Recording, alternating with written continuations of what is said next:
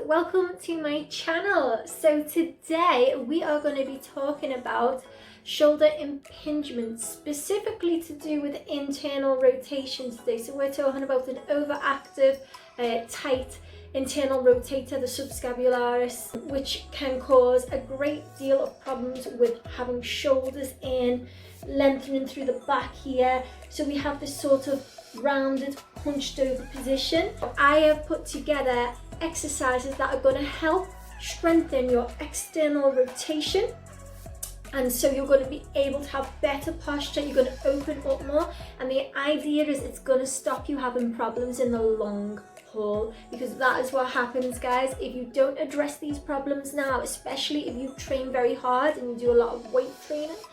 You will find in the future it's a matter of time, it's a ticking time bomb basically. If you don't address this issue now, it will creep up on you later on in life. So it's a really good idea to make sure that you do these exercises, especially if you've started noticing you're getting any sort of niggly pains in the shoulder, maybe it's radiating down the arm. Of course, you should always go to your GP or check with a physiotherapist. I am not diagnosing you, I'm just telling you exercises that I know based on my own experience as a personal trainer and seeing these sorts of things time and time again. So let's get straight into it.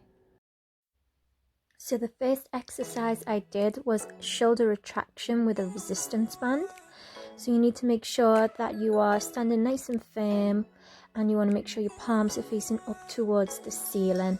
Elbows should be in nice and tight, and make sure that you squeeze your shoulder blades together, which should help stretch the band out, and there's a little bit of external rotation. The second exercise again is shoulder retraction, but with palms facing down. Try not to bend back through the elbows. This particular exercise isn't working on external rotation, but we are engaging the muscles on the posterior chain to really help open up that chest. So our next exercise is external rotation. So all I'm doing is rotating externally through the shoulder and just trying to make sure that I keep it smooth and controlled. There isn't any jerking. I'm aiming to get my palm facing forward to the wall and just keeping it nice and smooth and really trying to work through that full range of motion as best I can. I do find this one quite difficult, and it's normal to find it more difficult on one side. My right arm's always more challenging for me. So again, we're going into external rotation here. I'm just working on trying to get a little bit further back in that range here. So I'm keeping the elbow nice and high, making sure not to let it dip down, and just making sure that I am rotating through the shoulder there.